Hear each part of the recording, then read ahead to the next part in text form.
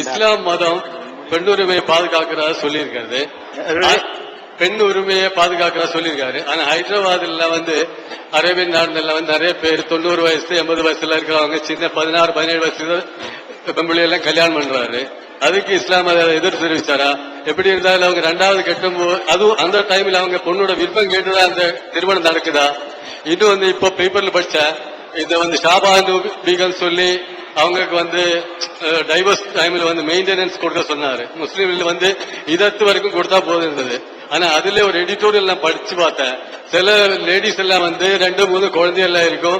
டைவர்ஸுக்கு அப்புறம் அவங்களால வாழ முடியாது, படிப்பில்ல, ஏதாவது அவ்வளவு கஷ்டப்பட்டு குடும்பத்தை பாதுகாக்க வேண்டிய அப்படி இருக்கும் போதும் இந்த முஸ்லீம்ல இருக்க அந்த மத ஆச்சாரியர் எல்லாம் அந்த மாதிரி கொடுக்க கூடாதுன்னு அதுக்காக எடுத்து போராடுறோம். இது என்ன ரீசன்? அதாவது இஸ்லாத்துல பெண்களுக்கு உரிமை எல்லாம் இருக்கிறதா சொல்றீங்க. ஆனா நடைமுறையில பார்க்கக்கூடிய நேரத்துல பெண்களை விவாகரத்து செஞ்ச பிறகு ஜீவனாம்சம் கொடுக்கிறது, பெண்களுக்கு ஒரு ஜீவனாம்சம் கொடுக்கணும் நம்ம நாட்டில் சட்டம் இருக்குது. அது முஸ்லிம் பெண்களுக்கு இல்ல, கொடுக்க தேவையில்லை அப்படின்னு சொல்லி நீங்க எல்லாம் ஒரு போராட்டம் பண்ணி அது வேணான்னு சொல்றீங்களே. அது அந்த பிள்ளை குட்டியில வச்சுட்டு பெண்கள் எவ்வளவு கஷ்டப்படுறாங்க. அப்ப விவாகரத்து செஞ்ச பிறகு ஒரு செக்யூரிட்டி ஏதாவது பணம் கொடுத்தாதானே அது நல்லது. அது கொடுமை மாதிரி தெரியுது என்று ஒரு கேள்வி கேட்கிறாங்க. அதோட இந்த ஹைதராபாத் போன்ற பகுதிகள் என்ன செய்யறாங்கன்னா சின்ன சிறிய சிறுமிகளை எல்லாம் இந்த அரபு நாட்டு சேக்குகள் 2ஆம் கல்யாணம் பண்றேன்னு சொல்லி பண்ணிட்டு கொஞ்ச நாளைக்கு விட்டு ஏமாத்திட்டு போயிடுறாங்களே. இதெல்லாம் இஸ்லாத்துல அவங்க சமூகத்தோடு நடக்கிறதா? இந்த மாதிரி இதெல்லாம் ஒரு கொடுமையா இருக்குன்னு கேட்கிறாங்க. முதலாவதாக இந்த ஜீவன் அம்சத்தை எடுத்துக்கிடுவோம். இப்ப கணவன் மனைவி பிரிஞ்சிடுறாங்க. பிரிஞ்ச உடனே நம்ம நாட்டில் முஸ்லிம் அல்லாத வேற சமுதாய மக்களா இருந்தா அவங்க கோர்ட்டுக்கு போனாங்கன்னு சொன்னா கோர்ட் என்ன சொல்லும்னா அந்த கணவனுடைய பொருளாதாரத்துக்கு தகுந்தவாறு அவங்க இப்ப பெண்ணுக்கு நீங்க கொடுக்கணும், மாசம் மாசம் என்ன செய்யணும், ஜீவனாம்சம் கொடுக்கணும்னு தீர்ப்பளிக்கும். ஒரு கேஸ் நடந்து புருஷன் டைவர்ஸ் பண்ணிட்டான்னு சொன்னா டைவர்ஸ் பண்ண பெண்ணுக்கு என்ன செய்யணும், புருஷங்காரம் அவளுக்கு மாதம் மாதம் ஒரு தொகையை கொடுக்கணும் அப்படின்னு சொல்லும். எது வரைக்கும் கொடுக்க சொல்லும்னு கேட்டா அந்த 2 பேர்ல ஒரு ஆள் சாவுற வரைக்கும், இல்லைன்னா அந்த பெண்ணு வேற கல்யாணம் பண்ற வரைக்கும். இந்த பெண்ணுக்கு எப்ப கொடுக்க வர இருக்கு, அந்த பெண்ணு வேற ஒரு கல்யாணம் பண்ணிட்டான்னா அவளுக்கு செக்யூரிட்டி கிடைச்சு போயிடுது. இப்ப நீ கொடுக்க தேவையில்லை.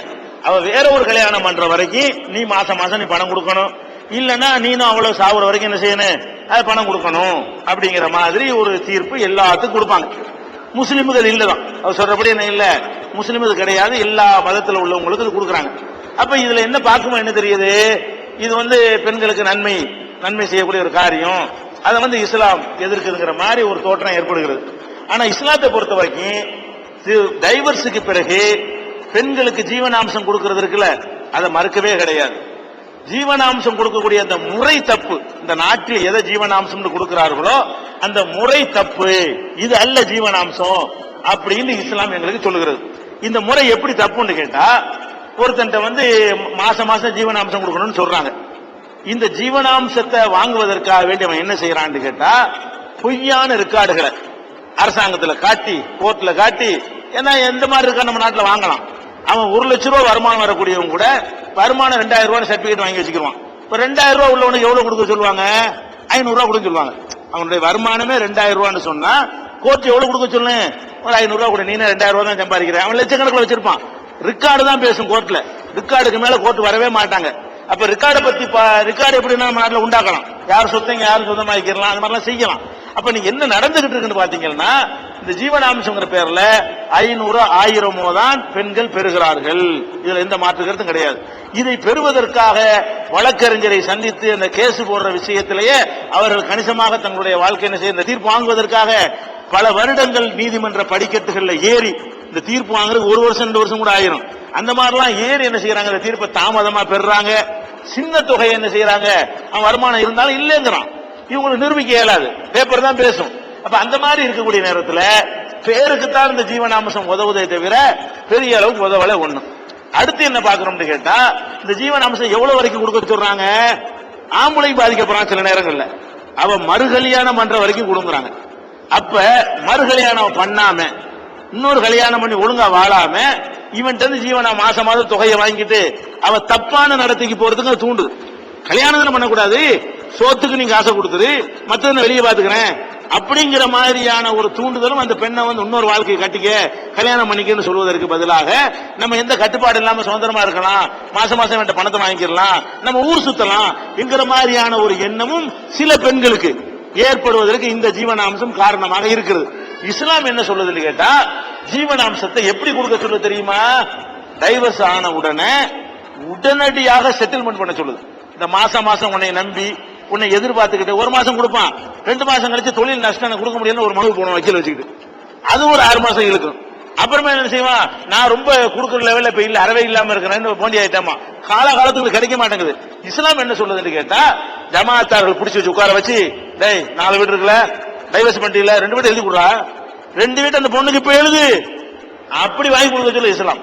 விவாகரத்து பண்ணுனா ஜமாத்து என்ன பண்ணனு, ஜமாத்துல போயிருக்காருலாம் பேசாது, அவனுக்குள்ள தெரிஞ்சு போயிடும். கோர்ட்ல போயிருக்காரு பேசும். கோர்ட்டுக்கு போனச்சுன்னு சொன்னா பேப்பர் தான் கோர்ட்டு பாப்பாங்க. ஜமாத்துனா அந்த வீடு யாருது, மோய்தானடா, மோம்பேர்ல மோஞ்சொத்தானடா அதுன்னு கேட்டுவான். கோர்ட்ல கேட்க முடியாது, மோம்பேர்ல இருக்குது பொண்டாட்டி பேர்ல இருக்குன்னு சொல்லிட்டு போயிடலாம்.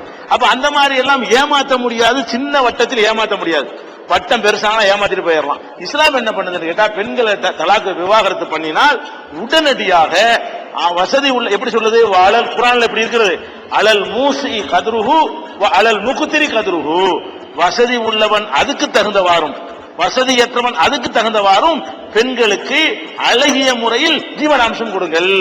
அப்ப ஒன்ஸ் வாங்கி கொடுத்துடணும்.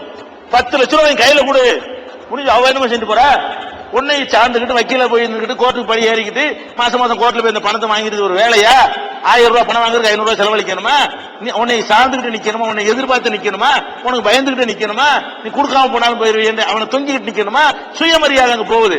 முடிச்சிட்டீங்களா, பாதிக்கப்படுறாள், புள்ள இருக்குல்ல, பணம் சொத்து வச்சுக்கிறீங்களா, 10 லட்சம் ரூபாய் வச்சுக்க 5 லட்சம் ரூபாய் கொடுக்க சொல்லுங்க, ஜமாத்துல 10,000 வச்சுக்க 5,000 ரூபாய் கொடுக்க சொல்லுங்க.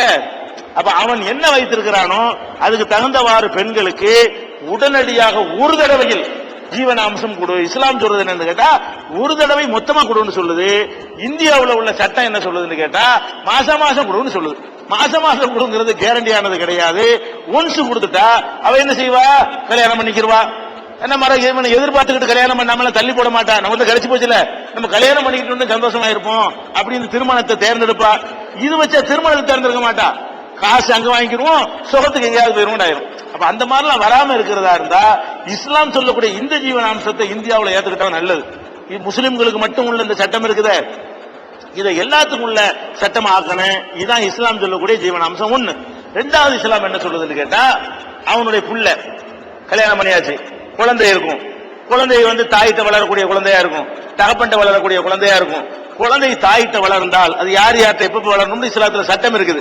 அந்த சட்டப்படி தகப்பன்ட்டே இந்த தாயிட்ட இந்த குழந்தை வளருதுன்னு வைங்க, வளர்க்கிறது அவளா இருந்தாலும் அதனுடைய எல்லா செலவும் இவனை சேர்ந்தது. பிள்ளைக்கு கொடுக்கறதுக்கு போய் சொல்ல மாட்டான், பொண்டாட்டி கொடுக்கதான் போய் சொல்லுவான். அவன் பெத்த பிள்ளைக்கு கொடுக்கறதுக்கு என்ன செய்ய மாட்டான், இயற்கையாக கொடுத்துருவான். அப்ப அவனுடைய பிள்ளைகளுக்கு உரிய ஜீவனாம்சம் தனியா கொடுக்க சொல்லுது. நீ வந்து மனைவிக்கு உரியதை ஒன்ஸ் ஒரு தடவையில செட்டில்மெண்ட் பண்ணி ஒரு தொகையை கொடுத்துரு. அதுக்கப்புறம் என்ன செய்யணும், வருஷம் வந்து மாசம் மாசம் பிள்ளைகளுக்கு என்ன தேவையோ, படிப்பு, உடை, உணவு, இதுக்கெல்லாம் நீ தான் கொடுக்கணும் அப்படின்னு சொல்லி அவன் தலையில இஸ்லாம் வந்து சுமத்துகிறது. எந்த அளவு சுமத்துன்னு கேட்டா, இப்ப டைவர்ஸ் ஆகும்போது கை குழந்தைக்கு அந்த பொம்பளை பால் கொடுத்துக்கிட்டு இருக்கிறான். அந்த நேரத்தில் ஒரு டைவர்ஸ் பண்ணிட்டான். இஸ்லாம் சொல்லுது, பால் கொடுக்கறாள் அதுக்கு ஒரு கட்டணத்தை போடுங்குது. எந்த அளவுக்கு சொல்லுது, பால் வந்து கடையில வாங்குறது கிடையாது, கஷ்டப்படுறது கிடையாது, கொடுக்காம அவளுக்கு இருக்க முடியாது, அது அவளுக்கு பாதிப்பு ஏற்படும், அதுக்கு அவளுக்கு தான் நன்மை. அது ஆனாலும் இஸ்லாம் என்ன பண்ணுது, இவன் தலையில சுமத்துகிறது.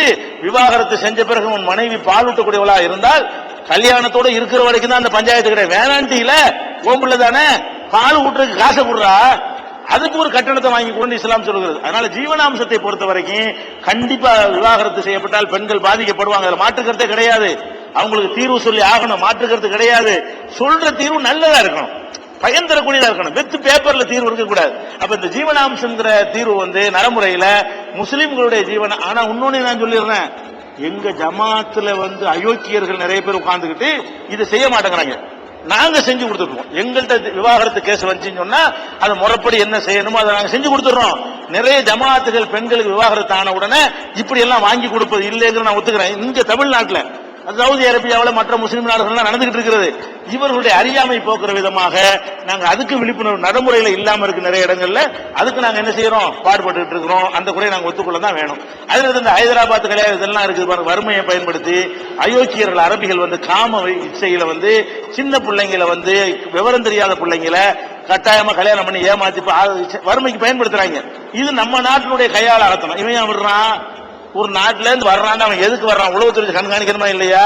நம்ம நாடு என்ன பண்ணணும், இந்த மாதிரி ஏழை பிள்ளைகளை கல்யாணம் பண்ணி அரபிக்கார கல்யாணம் பண்ணிட்டு போறான்னு பேப்பர்ல எழுதுறதை விட ஒரு அரபி வர்றான்னா உனக்கு ஹைதராபாத் என்னடா வேலை, ஏன் ஹைதராபாத்ல உளவுத்துறை இருக்காதா, இவன் எங்க போறான், எதையோ வாட்ச் பண்றீங்கல்ல.